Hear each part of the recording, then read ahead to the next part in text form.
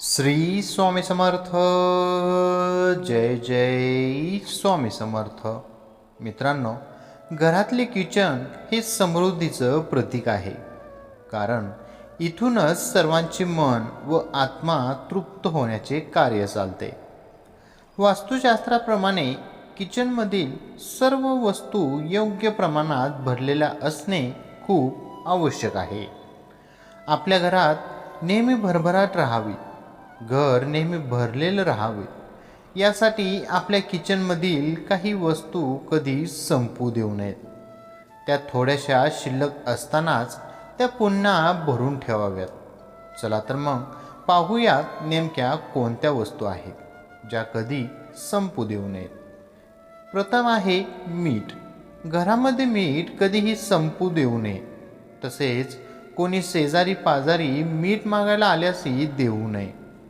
घरातील मीठ जर संपले तर घरावर करणी तंत्रमंत्र होऊ शकतात. आणि जर शेजारी पाजारी मीठ जर दिले तर एखादी वाईट बातमी कानावर पडू शकते. तसेच मीठ कोणाच्या तळहातावरही ठेवू नये. घरात जर भाजीत मीठ कमी असेल आणि कोणी मीठ मागितले तर कधीही प्रत्यक्ष हातात देऊ नये. हातावर मीठ दिल्यास किंवा घेतल्यासही वाईट बातमी ऐकायला मिळू शकते. त्याशिवाय असेही म्हटले जाते की घरातील मीठ संपले व अचानक कोणी पाहुणे आले तर वेळ प्रसंगी त्यांना काय द्या. घरात जर मीठ असेल तर आपण पटकन काहीही वस्तू बनवून त्यांना देऊ शकतो, असे ग्रामीण भागात सांगितले जाते. हळद. घरातील कोणत्याही शुभ कार्यात हळदीचा वापर केला जातो. लग्नातही आधी हळद लावली जाते.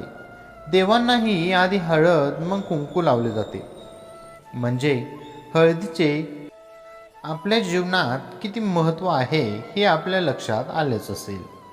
किचनमध्ये जर हळद संपली तर याचा अर्थ असा होतो की तुम्हाला आता कोणतीही चांगली बातमी ऐकायला मिळणार नाही.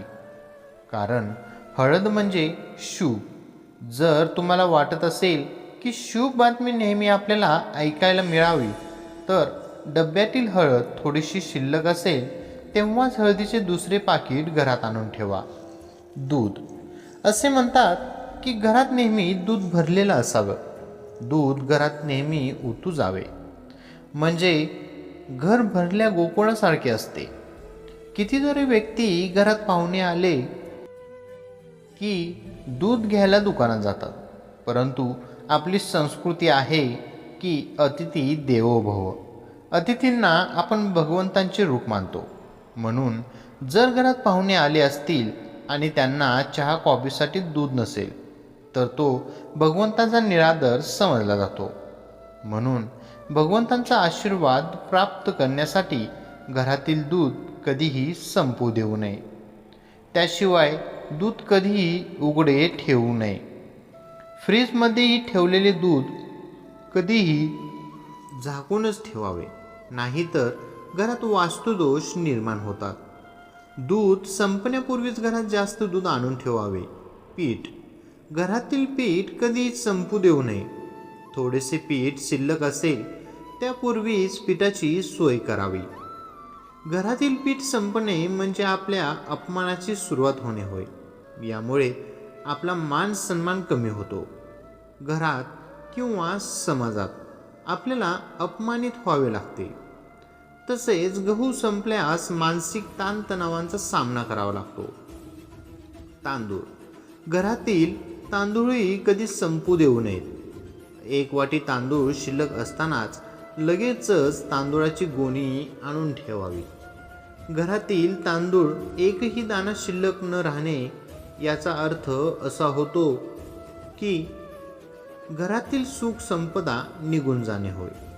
घरात जर सुख व समाधान हवे असेल तर घरातील तांदळाचा डब्बा नेहमी भरलेला असावा.